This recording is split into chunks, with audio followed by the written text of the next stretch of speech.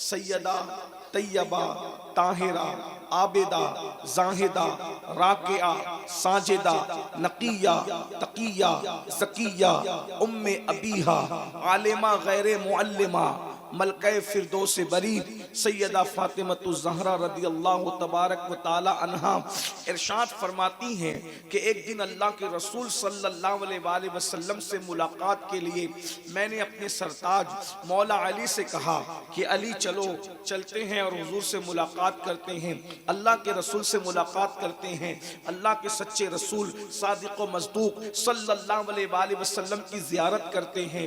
मैं और मौलाए कायनात दोनों अल्लाह के रसूल सल्लल्लाहु अलैहि वसल्लम से मिलने के लिए, मुलाकात के लिए जैसे हुजूर के काशाने अक़दस पर पहुंचे तो सैयदा फरमाती हैं, और हैरत की बात यह है इस रिवायत को सैयदा ने भी बयान फरमाया और मौलाए कायनात ने भी बयान फरमाया, इसलिए कि दोनों वहां पर मौजूद थे।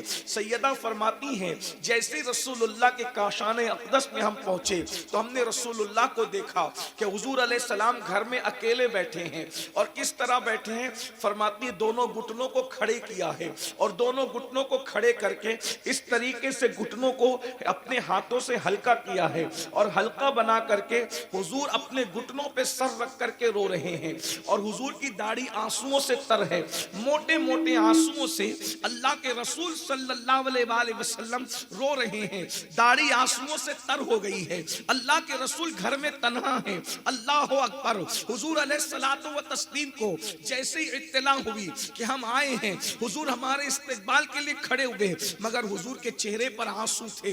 अल्लाह अकबर। थोड़ा महसूस करने वाले महसूस कर सकते हैं, पढ़े लिखों का मजमा है, जानने बूझने वाले लोग मौजूद हैं। अल्लाह अकबर। इस तरह जो बैठने की कैफियत सैयदा फातिमतु ज़हरा बयान कर रही है, ये कोई मामूली कैफियत नहीं है।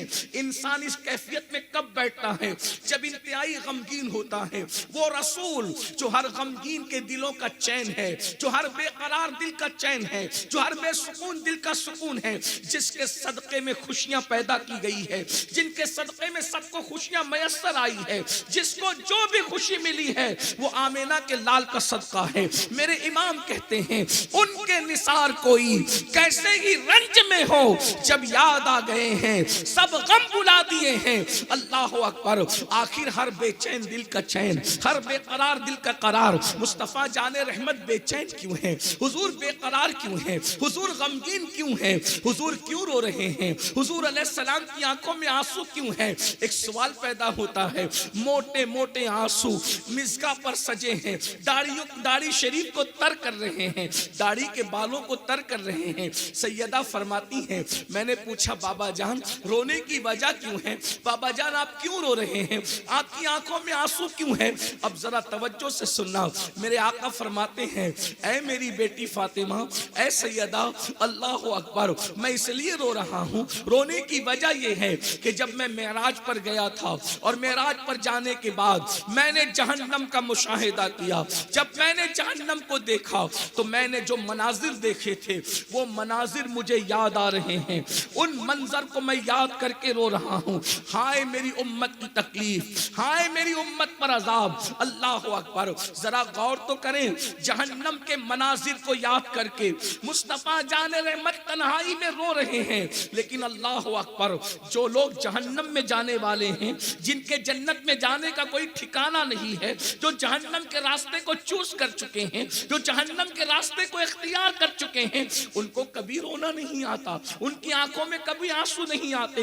अल्लाह के बंदो, अब जरा ध्यान से सुनो, मैं 2-3 हदीस को मिक्स करके उसके मफ़हूम को पढ़ना चाहता हूँ। अल्लाह के रसूल अलैहिस्सलातु व तस्लीम इरशाद फरमाते हैं, जहन्नम का जब मैंने मुशाहिदा किया तो अल्लाह के रसूल अलैहिस्सलाम फरमाते हैं, सबसे ज्यादा जहन्नम में मैंने जिनको देखा, अल्लाह अकबर, वो औरतें थी। मैंने जहन्नम में सबसे ज्यादा औरतों को देखा, जहन्नम में सबसे ज्यादा औरतों को देखा। नंबर 1 सबसे ज्यादा जहन्नम में औरतें थी, और उसके बाद फरमाया फिर जहन्नम में दूसरे नंबर पर जो ज्यादा लोग थे वो गरीब लोग थे, मुफलिस लोग थे। गरीब और मुफलिस जहन्नम में सबसे ज्यादा थे। अल्लाह अकबर। फिर इरशाद फरमाया, मुकर्रिर लोग जहन्नम में सबसे ज्यादा थे, तकरीर करने वाले लोग जहन्नम में सबसे ज्यादा थे। इस तरीके से अल्लाह के रसूल सल्लल्लाहु ताला अलैहि वसल्लम ने बात बयान फरमाई। अब आप सोचते होंगे गरीबों को जहन्नम में क्यों डाला गया है? अल्लाह अकबर। तो यार बात याद रखें, कभी कभी गुर्बत मुफलिसी इंसान को कुफ्र तक ले जाती है। अच्छी तरह याद रखना, इसलिए गुर्बत की चक्की से निकलने की कोशिश करो, मुफलिसी के चक्कर से निकलने की कोशिश करो। जितना वक्त हम गेम्स में सर्फ करते हैं, जितना वक्त हम मोबाइल में लगाते हैं, जितना वक्त हम फजूल कामों में लगाते हैं, उतना काम हम तिजारत में लगाएं, माल कमाने में लगाएं, ताकि हम मालदार बने। याद रखना, ये जो तुम्हें सबक पढ़ाया गया है कि माज़अल्लाह रसूलुल्लाह गरीब थे, सहाबा गरीब थे, ये झूठ है, ये मक्र है, ये फरेब है। हुजूर कभी गरीब नहीं रहे हैं, हुजूर का खानदान कभी गरीब नहीं रहा है। आपको हैरत होगी, रसूलुल्लाह के वालिद और वालदा का जब निकाह हुआ था तो अल्लाह के रसूल के दादा ने पूरे मक्के वालों को वलीमे की दावत दी थी और मिना के मैदान के अंदर वो वलीमा किया गया था। और उस मौके पर 100 बकरियां और 100 ऊंटों को ज़बह करके 3 दिन तक मक्के वालों को खिलाया गया था। आपसे पूछना चाहता हूं, क्या गरीब लोग इस तरीके की दावत कर सकते हैं? क्या गरीब लोग इस तरीके का खाना कर सकते हैं? हाँ, हालात कभी आते जाते रहे हैं, हालात बदलते रहे हैं। और एक बात मुझे बताओ, अल्लाह अकबर, पेट में पत्थर बांधा है उम्मत की तालीम के लिए, 3-3 महीना घर में चूल्हा नहीं जला है उम्मत की तालीम के लिए, लेकिन ये खानदान बड़ा मालदार खानदान था। हालात आते जाते रहते, मुझे उसका इनकार नहीं। हुजूर गौसे पाक मालदार थे। इसी तरीके से हुजूर गरीब नवाज रज़ी अल्लाह तबारक व तआला के दरवाजे पर तो बड़े बड़े बादशाह सवाली बन करके आए, उनके ज़ाहिरी हयात में भी और आज भी दुनिया उनके दरवाजे पर कासाए गदाई लेकर के खड़ी है। और जिनको मिलता है वो बिला मुबाल का पुकार पुकार कर कहते हैं, हाँ जय हिंद वो दरबार है आला तेरा, कभी महरूम नहीं मांगने वाला तेरा। और हमारे मखदूम, हमारे मुर्शिद हुजूर मखदूम अशरफ समनानी तो खानदानी बादशाह थे। अल्लाह अकबर, पूरा खानदान बादशाह है। बल्कि आप फरमाया करते थे, महमूद गजनवी का खानदान हमारे खानदान का गुलाम है। इस तरीके से मखदूम साहब फरमाया करते थे। लोग दीन ठुकरा देते हैं तख्त व ताज के लिए, हमारा मखदूम वो है और जिसका उर्स है उसके दादा वो है। अल्लाह अकबर, जिन्होंने अल्लाह अल्लाह अल्लाह की मोहब्बत में तख्त व ताज को ठुकरा करके अल्लाह के रास्ते को इख्तियार फरमाया है। इसलिए याद रखना, गुर्बत कभी कभी इंसान को कुफ्र तक ले जाती है, मुफलिसी इंसान को कुफ्र तक ले जाती है। इसलिए आका अलैहिस्सलाम ने फरमाया कि मैंने गरीबों को, मुफलिसों को जहन्नम के अंदर ज्यादा देखा। और एक बात ये भी बता दूं आगे बढ़ने से पहले, मुकर्रिर लोग को क्यों देखा? इसलिए कि मैं किसी को टारगेट नहीं कर रहा हूं, मेरे जहन में कोई है भी नहीं। और टारगेट करके तकरीर करना ये गीबत है। गीबत करना मरे हुए भाई का गोश्त खाने के बराबर है। मेरे जहन में कोई नहीं, जनरल बात कर रहा हूं। अल्लाह अकबर, अक्सर मुकर्रिर लोग जो कहते हैं वो करते नहीं। कुरान कहता है, लिमा तक़ूलूना मा ला तफ़अलून, वो क्यों कहते हो जो खुद नहीं करते। बड़ी माजरत के साथ रातों को तकरीर नमाजों पर होगी, फज्र में खुद गायब होंगे। याद रखना, अच्छी तरह याद रखना। अल्लाह अकबर। इसी तरह से अल्लाह के रसूल अलैहिस्सलाम फरमाते हैं, वो मुकर्रिर जो फितना परवर होते हैं उनके होठों को जहन्नम में आग की कैंची से मैंने कटते हुए देखा है। अल्लाह अकबर। इसलिए फितने की बात न करो और फितना होने मत दो। पूरी उम्मत इस बात पर मुत्तफिक थी कि अल्लाह के रसूल जिंदा हैं, तू जिंदा है वल्लाह, तू जिंदा है वल्लाह। मगर फितना परवर मुकर्रिर आते हैं और आने के बाद ये शक डालते हैं कि नबी माज़अल्लाह मर कर मिट्टी में मिल गए। ऐसे फितना परवर मुकर्रिरों की होंठ काटे जाएंगे। पूरी उम्मत का इत्तेफाक था, रसूल जिंदा हैं, जानों से ज्यादा करीब हैं, हाजिर भी हैं, नाजिर भी हैं। या रसूल अल्लाह की सदाएं पूरी उम्मत लगाती थी। बाज मुकर्रिरों ने बस्तियों में आकर कहना शुरू किया कि माज़अल्लाह वो हाजिर और नाजिर कैसे हो सकते हैं। इसी तरीके से फितना डालते रहे। अल्लाह अकबर। याद रखो, फितना परवर लोगों से होशियार रहो, अपने ईमान की हिफाजत करो। सूना जंग जंगल, रात अंधेरी, छाई बदली काली है, सोने वालों जागते रहियो, चोरों की रखवाली है। मैं अपने उन्वान की तरफ आता हूं। अल्लाह के रसूल अलैहिस्सलाम फरमाते हैं, मैंने जहन्नम में सबसे ज्यादा औरतों को देखा। आइए आज की गुफ्तगू का उन्वान है जहन्नम का मुशाहिदा। थोड़ी देर हम जहन्नम का मुशाहिदा हुजूर के अल्फाज की रोशनी में करते हैं। काश दिल के कानों से कोई सुन ले, काश किसी के दिल में बात उतर जाए, हम अपने आप को जहन्नम से बचा सकते हैं। इसलिए कि कुरान कहता है ओ अनफुसकुम व अहलिकुम नारा, ऐ ईमान वालों अपने आप को भी जहन्नम से बचाओ, अपनी औलाद को भी जहन्नम से बचाओ। आइए आका फरमाते हैं जब मैंने जहन्नम का मुशाहिदा किया, माएँ और बहनें अगर यहाँ मौजूद है उनकी खुसूसी तवज्जो, इसलिए कि अल्लाह के रसूल ने जो जहन्नम का मुशाहिदा पेश किया है वो आपके सामने बतौर मफ़हूम रखा जा रहा है। आका फरमाते हैं जब हमने जहन्नम का मुशाहिदा किया तो हमने क्या देखा, कुछ औरतें हैं जो नंगी है और जहन्नम में औंधी लटकाई गई है। अल्लाह अकबर, जरा तसव्वुर तो करें, अगर कमरे में किसी को यूं ही औंधा लटका दिया जाए, नीचे सर हो ऊपर पैर हो और खूंटी से किसी को लटका दिया जाए तो उसकी क्या हैसियत होगी, उसकी क्या कैफियत होगी। अल्लाह अकबर। लेकिन अल्लाह अल्लाह एसी का कमरा नहीं है, दुनिया का कमरा नहीं है, बल्कि अल्लाह अकबर अल्लाह के सच्चे रसूल सादिक व मज़दूक ग़ैबदा नबी सल्लल्लाहु अलैहि वसल्लम फरमा रहे हैं जहन्नम के दहकते हुए शोलों में औरतों को उल्टा लटकाया गया है और उनके बालों से उनको बांध दिया गया है। क्या औरतें सोचती नहीं है लोग अपने आप पर रहम क्यों नहीं करते, लोग अपने आप पर रहम क्यों नहीं करते। याद रखना ये किसी मौलवी साहब की गुफ्तगू नहीं है कि इसमें आप दाएं बाएं हो सकते हैं, ये किसी मुफ्ती साहब का कौल नहीं है कि आप इसमें ताबील कर सके, ये किसी सियासी लीडर की गुफ्तगू नहीं है उसमें शक कर सके, ये किसी जलसे के नकीब की गुफ्तगू नहीं है उसको मोबाइल का आराई पे महमूल कर सके। ये उस रसूल का फरमान है जिसके बारे में कुरान कहता है वमा यंतिकु अनिल हवा इन हुवा इल्ला वह्युन यूहा। ये वो रसूल हैं जो अपनी मर्जी से कुछ नहीं कहते, अपनी तबीयत से कुछ नहीं कहते, अपनी ख्वाहिश से कुछ नहीं कहते, जबान इनकी होती है, कलाम खुदाबंद कुद्दूस का होता है। जरा बहनों की तवज्जो, लरस जाओ, तुम्हारे और मेरे सच्चे रसूल फरमा रहे हैं औरतों को जहन्नम में औंधे मुंह लटकाया गया है, उनके बालों से उनको बांध दिया गया है।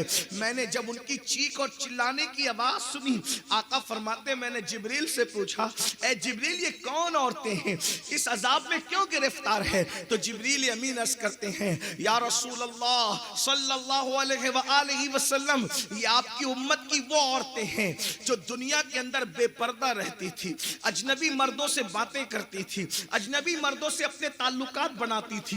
अल्लाह अकबर, तीन बातें कही जा रही है। अल्लाह अकबर, नंबर एक बेपर्दा रहती थी।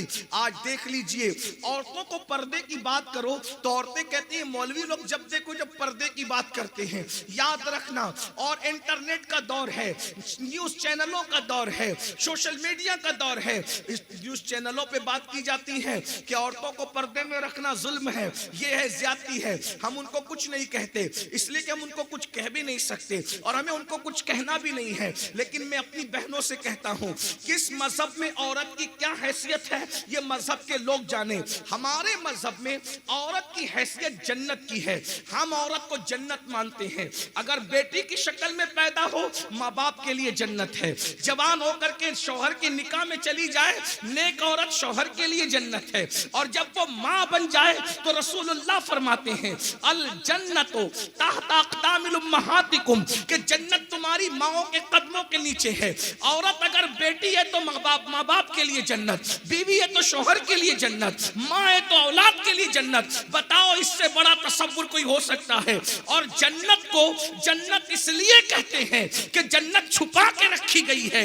अल्लाह की आसमानों की जन्नत भी छुपी हुई है और हमारी जमीन की जन्नत औरत है, हम उसको भी छुपा करके रखते हैं। अल्लाह अकबर, हमारे यहाँ औरत जन्नत है, जन्नत। किसके यहाँ क्या है? जब लोग अपनी बेटियों को जिंदा दफन कर रहे थे उस वक्त रसूलुल्लाह ने फरमाया मैं मोहम्मद बेटियों का बाप बन करके आया हूँ, जो बेटी की पैदाइश में खुशी करे, अच्छा नाम रखे, अच्छी तरबियत करे, अच्छे खानदान में उसका निकाह करे। बेटियों का बाप और मैं मोहम्मद जन्नत में इतने करीब होंगे जैसे ये 2 उंगलियां करीब है। किसी मजहब ने औरत को ये मकाम दिया हो तो बताओ, किसी मजहब ने औरत को ये मकाम दिया हो तो बताओ। अल्लाह के रसूल अलैहिस्सलाम फरमाते हैं, जब सफर से आया करो कोई ना कोई तोहफा लाया करो, जब सफर से आया करो कोई ना कोई तोहफा लाया करो, और जब तोहफा लाया करो तो पहले बेटों को मत दिया करो, पहले बेटियों को दिया करो। हुजूर तोहफे के लिए फरमा रहे बेटियों को दिया करो, इसलिए कि अगर 3 बेटियां हैं 1 बेटा है, बेटे की अहमियत ज्यादा होगी। आका फरमाते हैं तोहफा लाना तो पहले इकलौते बेटे को मत देना, बल्कि जो 3 बेटियां खड़ी है ना ममता की मूरत बनकर उनको देना। इसलिए कि आका फरमाते क्या फरमाते, तवज्जो फरमाए, फरमाते बेटियों का दिल बड़ा नाजुक होता है, बेटियों का दिल बड़ा नाजुक होता है। पहले बेटे को देंगे और बेटी को बाद में देंगे तो बेटी का दिल टूट जाएगा। जिसने बेटी का दिल तोड़ दिया उसने मुझ मोहम्मद का दिल तोड़ दिया। अल्लाह अकबर। गौर फरमाए, जब लोग अपनी बेटियों को अपने हाथों से जिंदा दफन कर रहे थे उस वक्त मेरे नबी अपनी बेटी सैयदा फातिमा की आमद पर उठ उठ करके खड़े हो रहे थे और फरमाते थे फिदा के उम्मी वाबी या फातिमा, फातिमा मेरे माँ बाप तुझ पर कुर्बान हो जाए। अंदाजा तो फरमाए, हुजूर ने ये बेटी की अहमियत बताई है, लेकिन अल्लाह अकबर, अंदाजा फरमाए आज कौम की बेटियां बेपर्दा घूम रही हैं, बेपर्दा हैं। याद रखना पर्दा किससे किया जाए? अल्लाह के रसूल ने फरमाया औरतें अपने नबी से भी पर्दा कर। बस ये एंड है, इससे बड़ी बात मैं नहीं कर सकती। पर्दा किससे किया? तवज्जो फरमाए, पर्दा किससे? औरतें अपने नबी से भी पर्दा। अल्लाह के रसूल अलैहिस्सलाम ने अपने सामने औरतों को बेपर्दा आने नहीं दिया, पर्दे के हुक्म के बाद आने नहीं दिया। अब आपसे पूछता हूँ, औरतें बाज मकाम पर कहती है बड़ी होशियारी से मौलाना पर्दा तो आंख में होना चाहिए, मुंह पे पर्दा डालना कोई जरूरी नहीं। तो मैंने कहा क्या सहाबिया की आंखों में पर्दा न था? तुम्हारा ये जुमला कितना गंदा है, कहां कहां जर्ब लगाता है। और मर्दों तुम्हें क्या हो गया, तुम्हें क्या हो गया? अल्लाह के रसूल अलैहिस्सलाम फरमाते हैं शबे मेराज मैंने जन्नत के दरवाजे पे बहुत सी तहरीर पढ़ी, एक तहरीर ये भी थी कि अल्लाह ने जन्नत दय्यूस पर हराम कर दी, दय्यूसों पर जन्नत हराम है। सहाबा ने पूछा हुजूर ये दय्यूस कौन है? फरमाया जिसके घर की औरतें बेपर्दा घूमती है और वो मर्द मना नहीं करता, वो दय्यूस है, दय्यूस। अल्लाह ना उसकी नमाजें कबूल करता है, ना उसकी दुआएं कबूल करता है, ना उसका नफल कबूल करता है, ना उसका फर्ज कबूल करता है। दय्यूस जहन्नम में जाएंगे। एक भाई अगर अपनी बहन को पर्दे में नहीं रखता तो भाई दय्यूस है, दय्यूस। मैं नहीं, अल्लाह के रसूल कह रहे हैं। शौहर अगर बीवी को पर्दे में नहीं रखता वो दय्यूस है, दय्यूस। अल्लाह के रसूल कह रहे हैं उस पर जन्नत हराम है। अगर कोई बाप अपनी बेटी को पर्दे में नहीं रखता वो दय्यूस है, दय्यूस, उस पर जन्नत हराम कर दी गई है। अल्लाह अकबर। और बहनों का क्या हाल है? बेपर्दा घूम रही है। अल्लाह अकबर। बल्कि अब तो हालात यहाँ तक पहुँच गए हैं, यहाँ की बच्चियाँ ऐसी नहीं होगी लेकिन पूरे मुल्क के बल्कि पूरी दुनिया के तनाजुर में बात की जा रही है। अब तो हालात ये हो गए लड़कियां लड़कों से ताल्लुक कायम करें, यहां तक हालात पहुंच गए, नाजायज ताल्लुकात कायम करें, लड़के भी लड़कियों से, लड़कियां लड़कों से। फिल्मों का दौर है, सीरियलों का दौर है, हंसने की बात नहीं है, बहुत बुरा वक्त आया। हम बहुत नाजुक हालात से गुजर रहे हैं और अब हालात और ताल्लुकात ऐसा फैशन बन गए कि लड़के और लड़कियां अब मुसलमान से तो ताल्लुक अपनी जगह है, मुसलमान मुनकिरीन इस्लाम से भी ताल्लुक कायम कर, काफिरों से भी रिश्ते कायम कर रहे हैं। अल्लाह अकबर। अफेयर हो रहे हैं, नाजायज ताल्लुकात हो रहे हैं, बॉयफ्रेंड बनाए जा रहे हैं, गर्लफ्रेंड बनाए जा रहे हैं। अल्लाह अकबर। ये हालात हैं, याद रखना, अच्छी तरह याद रखना। अल्लाह के रसूल अलैहिस्सलाम से सहाबा ने पूछा या रसूल अल्लाह सल्लल्लाहु अलैहि वसल्लम क्या कोई औरत, कोई लड़की किसी लड़के के साथ या कोई औरत किसी मर्द के साथ अकेले बैठ सकती, अकेले बैठ सकती? अल्लाह के रसूल ने फरमाया नहीं। ध्यान से सुनो, नहीं। सहाबा ने पूछा अगर हुजूर औरत भी नेक हो और मर्द भी नेक हो, इसलिए कि गुनहगार गुनहगार के साथ ना बैठे क्योंकि खतरा है गुनाह का, लेकिन औरत भी नेक हो और मर्द भी नेक हो, दोनों नेक के अकेले एक दूसरे के साथ बैठ सकते हैं? अब हुजूर अलैहिस्सलाम का जवाब सुनो। जलसा रोज सुन रहे हो तुम लोग, बदलते नहीं, दीन पर अमल नहीं करते क्योंकि जलसों को फैशन बना दिया। दिल बहलाने के लिए जलसे सुन रहे हो, अल्लाह को जवाब क्या दोगे? 200 किलोमीटर का सफर तय करते हो जलसा सुनने के लिए, चलो फुला को सुनेंगे, फुला नाका को सुनेंगे, फुला मुकर्रिर को सुनेंगे, बदलते कब हो? और नहीं बदलोगे तो सुन लो, अल्लाह का दर्दनाक अजाब तुम्हारे लिए तैयार है। इन्ना बत्श रब्बिका लशदीद, तेरे रब की पकड़ बड़ी सख्त है। इन्ना अज़ाब रब्बिका लवाक़ि मा लहू मिन दाफ़े, तेरे रब का अजाब वाक़े होकर रहेगा। और ये मत समझना कि मरने के बाद जो होगा देखा जाएगा। अगर नहीं सुधरोगे तो मरने के बाद जो अजाब होगा वो होगा, लेकिन अल्लाह का अजाब दुनिया ही से शुरू हो जाता है। और अल्लाह के अजाब में मुब्तला हो लेकिन समझ नहीं पा रहे हो। ये जो रातों को सुकून की नींद नहीं आती, ये अल्लाह के अजाबों में से एक अजाब है। 80% मुसलमानों का मसला है, सुकून की नींद नहीं आ रही है। नींद की गोलियां खा के भी सुकून की नींद नहीं आ रही, बिस्तर पे करवटें बदलते हैं। ये अल्लाह के अजाबों में से एक अजाब है। बेटी 30-35 साल की हो गई, अच्छा रिश्ता नहीं आता, ये अल्लाह के अजाबों में से एक अजाब है। औलाद जवान होकर के गद्दारी कर रही है, नाफरमानी कर रही है, अल्लाह के अजाबों में से एक अजाब। कुरान कहता है वमा असाबकुम मिन मुसीबतिन फबिमा कसबत ऐदीकुम, कि तुम पर जो भी मुसीबत आती है वो तुम्हारे गुनाह की वजह से। इस आयत करीमा की तफसीर में अल्लाह के रसूल अलैहिस्सलाम ने यहाँ तक फरमाया कि मोमिन को, मुसलमान को कांटा भी चुभता है अपने गुनाह की वजह से, मुसलमान का चिराग भी बंद होता है उसके गुनाह की वजह से, हत्ता कि तुम्हारे बदन पे जो खुजली भी आती है वो तुम्हारे गुनाह की वजह से, तुम्हारी आंख जो फड़कती है वो तुम्हारे गुनाह की वजह से, हत्ता कि तुम्हारे कपड़ों पे जो दाग और धब्बे लगते हैं वो भी गुनाह की वजह से। यानी अगर मुसलमान गुनाह करना छोड़ दे कभी उसको कांटा भी नहीं चुभेगा। मुसलमान अगर गुनाह करना छोड़ दे कभी उसको ठोकर भी नहीं लगी। ठोकर भी लगती है, कांटा भी चुभता है गुनाह की वजह से। हत्ता के कुत्ते भी अगर हम पर भौंकते हैं तो गुनाह की वजह। आप क्या समझते, गुनाह क्या समझते हैं? आप समझते हैं इससे ये हो गया, बदन पे खुजली भी आ रही है तो गुनाह की वजह से। इसीलिए बुजुर्गों का तरीका था, ठोकर लगती थी तो पैर बाद में देखते थे, पहले अल्लाह की बारगाह में तौबा करते थे कि मैंने गुनाह किया है इसीलिए मुझे ठोकर लगी।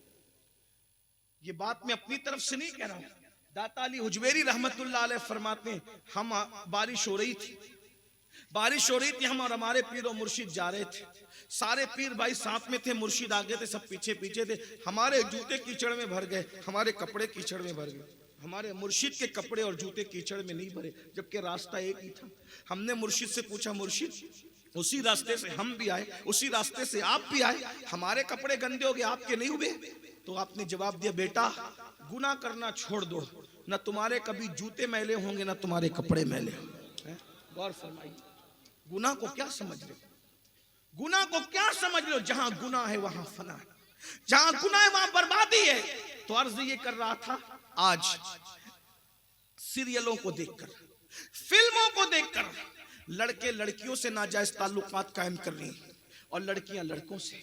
बल्कि ये बात कहते शर्म आती है लेकिन जरूरत है, मजबूर हैं, क्या करें? नश्तर जो लगाता है वो दुश्मन नहीं। किसी डॉक्टर को कभी अच्छा नहीं लगता कि किसी के बदन को काटे, लेकिन मजबूर होता है। अगर वो औजार नहीं चलाएगा तो ऑपरेशन कैसे करेगा? इसलिए मैं कोई तकरीर नहीं कर रहा हूं, मैं दर्द दिल पेश करने बैठा हूं। आज 16, 17 साल के लड़के और लड़कियां शादी से पहले वो सब कुछ कर बैठते हैं जो शादी के बाद होना चाहिए। सब गंवा देते हैं, सब गंवा देते, इल्ला माशाअल्लाह 80% ये कौम के मसाइल।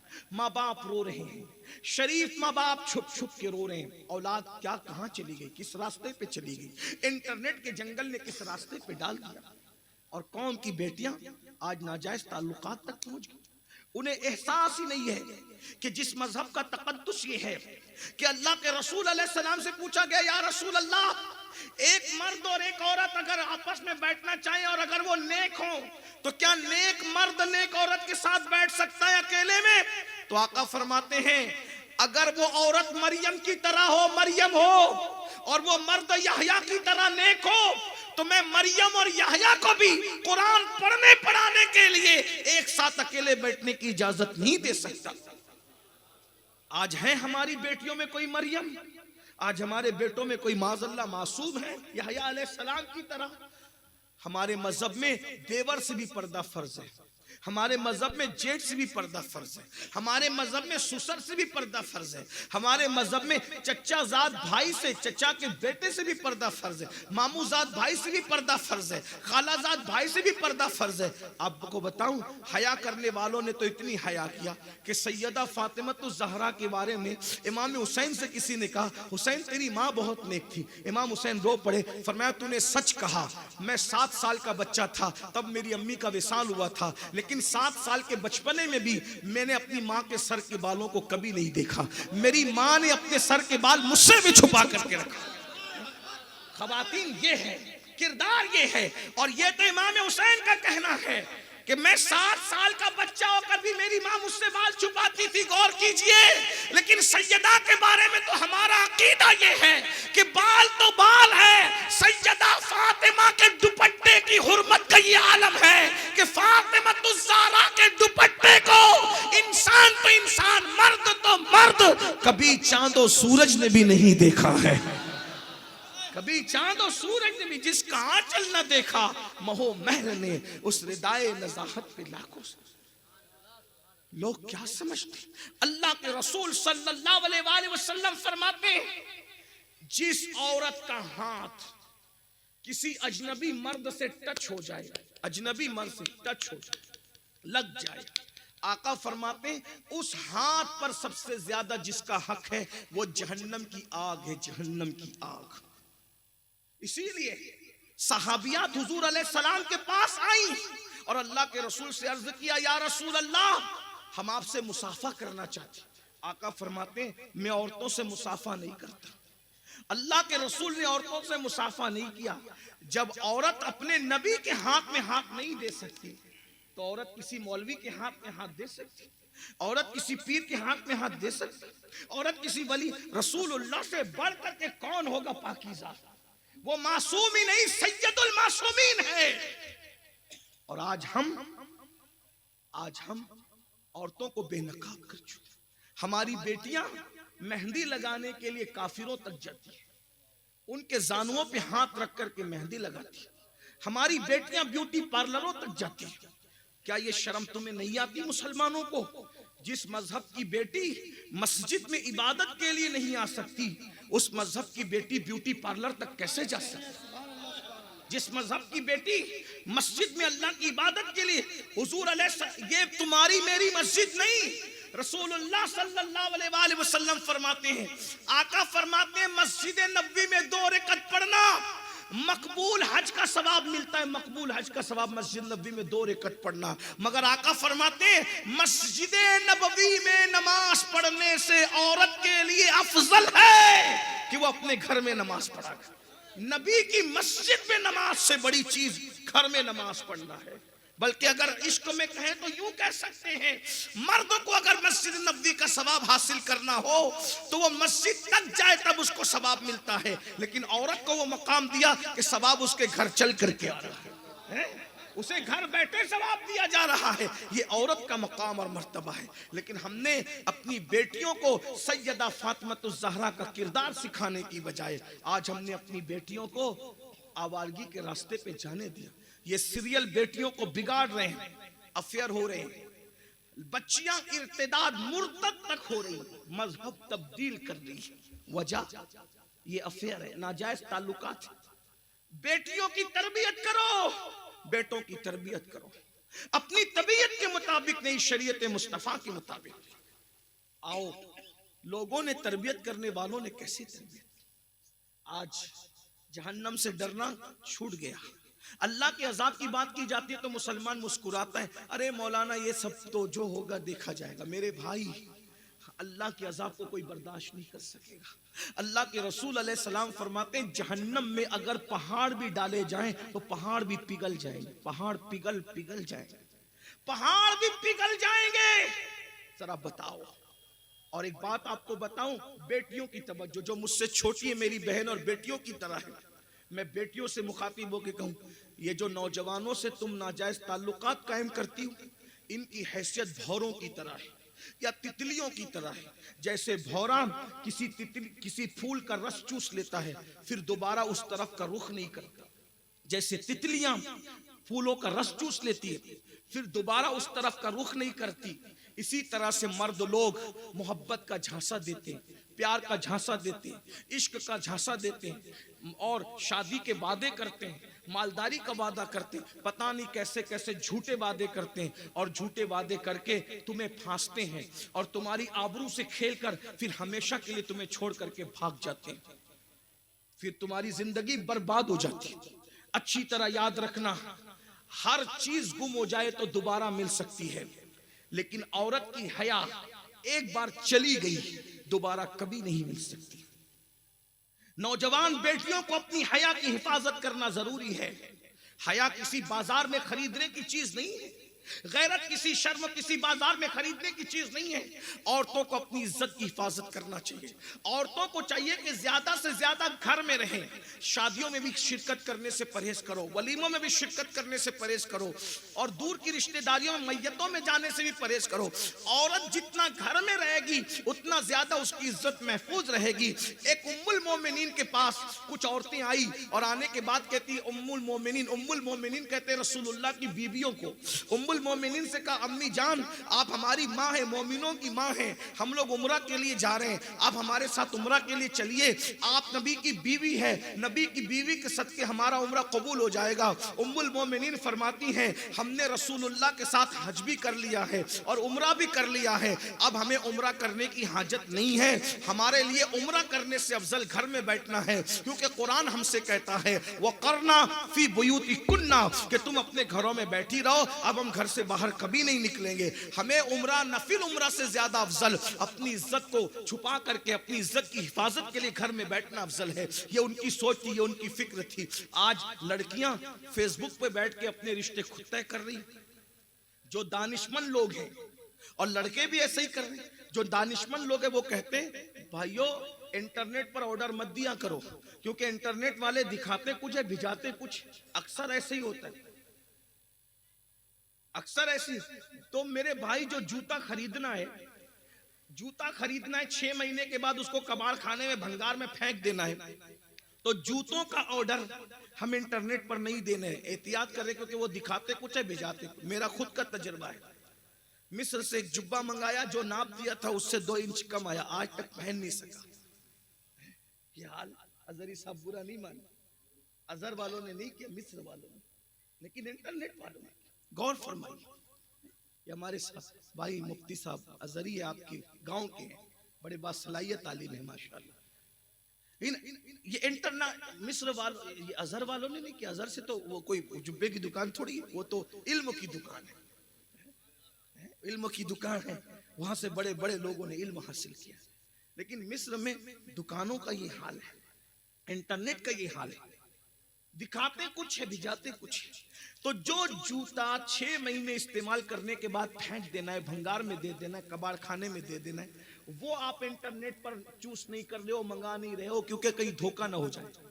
तो जिसको जिंदगी का साथी बनाना है वो इंटरनेट पर कैसे तय कर रहे हो? 6 महीने में बदल दोगे, 6 साल में बदल दोगे, 10 साल में बदल दोगे? जरा गौर तो कीजिए क्या हालात हो गए हैं। इसलिए होश के नाखून लो। अल्लाह के रसूल सल्लल्लाहु तआला अलैहि वसल्लम ने फरमाया, तो मैंने देखा कि जहन्नम में वो औरतें औंधे मुंह लटकी हुई।